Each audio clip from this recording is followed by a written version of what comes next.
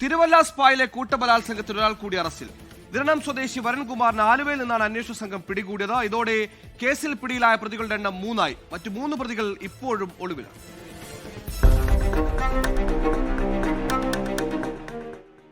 കൂട്ടബലാത്സംഗത്തിന് പിന്നാലെ 4 പ്രതികൾ ഒളിവിൽ പോയിരുന്നു. ഇതിൽ നിരണം സ്വദേശിയായ 36 വയസ്സുകാരൻ വരുൺകുമാറിനെയാണ് പോലീസ് പിടികൂടിയത്. കോഴിക്കോട് നിന്ന് ട്രെയിനിൽ എറണാകുളത്തേക്ക് വരുന്നതിനിടെ ആലുവ റെയിൽവേ സ്റ്റേഷനിൽ നിന്ന് പോലീസ് രാത്രി 12:30 പിടികൂടുകയായിരുന്നു. ഇയാൾ കോഴിക്കോട് എത്തിയിരുന്നതായി പോലീസിന് രഹസ്യവിവരം ലഭിച്ചിരുന്നു. ഇതിന്റെ അടിസ്ഥാനത്തിലായിരുന്നു ആലുവ റെയിൽവേ സ്റ്റേഷനിൽ അന്വേഷണ സംഘത്തിന്റെ നിർണായക നീക്കം. ഇനി 3 പ്രതികൾ കൂടി പിടിയിലാകാനുണ്ട്. 2 പേർ ബംഗളൂരുവിലുണ്ടെന്നാണ് സൂചന.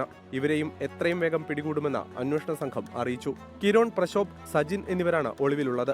നേരത്തെ 1-ാം പ്രതി സുബിൻ അലക്സാണ്ടറിനെയും കൂട്ടുപ്രതി ബെർലിൻ ദാസിനെയും പിടികൂടിയിരുന്നു. സ്പായുടെ പ്രവർത്തനം സംബന്ധിച്ചുള്ള കാര്യങ്ങളിലും പോലീസ് അന്വേഷണം നടത്തുന്നുണ്ട്.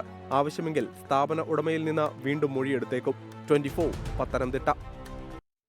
ലോകത്തെവിടെയായാലും ഏത് സമയത്തും 24 വാർത്തകളും ഓഗ്മെന്റഡ് റിയാലിറ്റി പാക്കേജുകളും എക്സ്പ്ലെയിനറുകളും വിശദമായി കാണാൻ ഞങ്ങളുടെ യൂട്യൂബ് ചാനൽ നിങ്ങൾക്ക് സബ്സ്ക്രൈബ് ചെയ്യാം.